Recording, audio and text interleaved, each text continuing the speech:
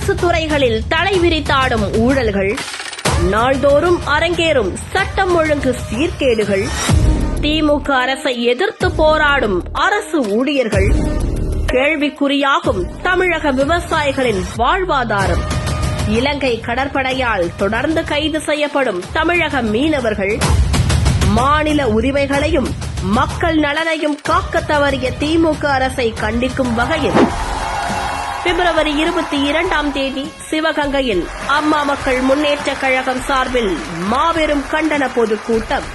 கழக பொதுச் செயலாளர் திரு டிடிவி தினகரன் அவர்கள் பங்கேற்று கண்டன பேருரையாற்றுகிறார்கள். கழக உடன்பிறப்புகள் அனைவரும் அணிதிரண்டு வாரீர். இடம் சிவன் கோவில் அருகில் எம்ஜிஆர் திடல், சிவகங்கை. நாள் பிப்ரவரி 22 வியாழக்கிழமை. நேரம் மாலை 4 மணி.